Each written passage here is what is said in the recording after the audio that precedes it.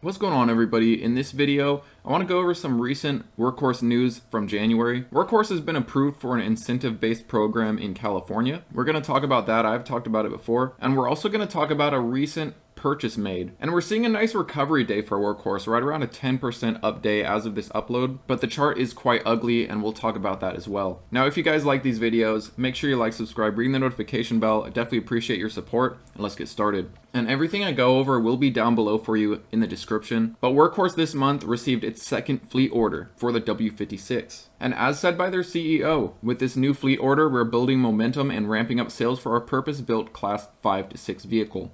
And this is our second conversion from a demo vehicle trial to a sale for the W56 since we started production in September. We have a number of fully outfitted demo vehicle placements scheduled in the first quarter of the year, and we look forward to successful performance of our incredibly capable and reliable delivery van. And this is a 15 vehicle order, and it's going to be delivered by Workhorse's own partner, Kingsburg Truck Center. Now I want to bring you to Kingsburg Truck Center site where they have Workhorse vehicles in different models, as well as with different fitments. We have the W56, the W750, the W4CC in different configurations, and this is a company based in California where Workhorse recently received a hvip voucher status, meaning that companies that buy these trucks can see a huge discount upon buying. And this was just rolled out in early January. So we're just starting to see the effects of this hvip voucher status. But basically this incentive program reduces the cost barriers for EV ownership in California to help transition the state to zero emissions. Through this hvip incentive program, purchasers and participating dealers are eligible to apply for this base voucher of $85,000 per W56. And going over the CEO's comments on this, he says, "We have held numerous positive product demonstrations in California, and customer interest for the W56 is strong. With the hvip approval and capacity to build up to 5,000 W56s per year, that remains to be seen.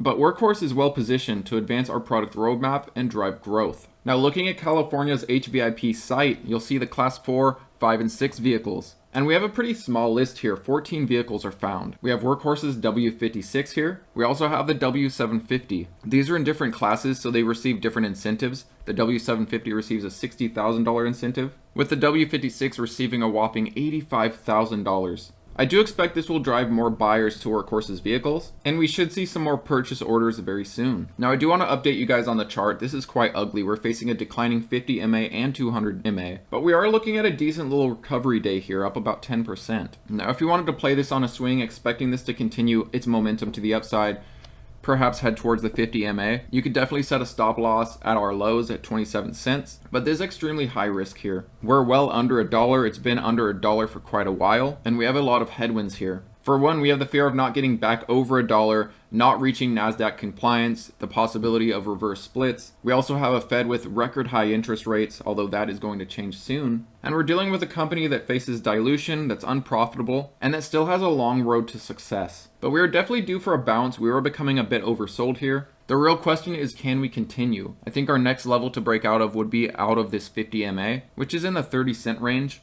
After that, I think a break of 50 cents could change the direction, but it definitely has a lot of climbing to do. I do still have my small position in this, but I'm not necessarily adding now. I'm trying to be patient. I'm kind of waiting for a reversal here. And I do think there will be opportunities to slowly add over time. I'm not in a huge rush to load up here. And while, of course, things could change, we could suddenly bounce from here, start looking at more of a bullish chart, start seeing more purchase orders, more momentum going into the small caps, possibly a rotation out of the larger caps that are hitting all-time highs that are continuing to run. Small caps are definitely due for some recovery. The chart's still ugly. The trend is still down, and I would be very cautious here. That said, I really do think Workhorse has a lot of potential. If anyone's going to turn this company around, it is the set of execs we have in front of us here. The CEO, Rick Dock, is known for turning these companies around, companies that were previously on the brink of bankruptcy. So hopefully he can work his magic here. They are definitely making progress. It's good to see some sales of their new vehicles. They done away with the C1000s, which was part of the previous Workhorse under different execs, and they created a whole new lineup of vehicles in the short time these execs have had control.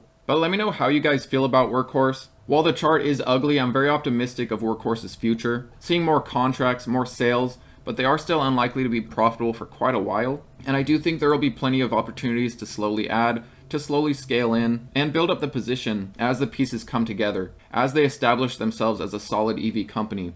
Hopefully no recalls, hopefully no customer complaints, and that's something we're going to have to see over time. So this is definitely far from a sure shot, That said, I do think Workhorse has an insane amount of opportunity in a massively growing industry that's also being incentivized by the government.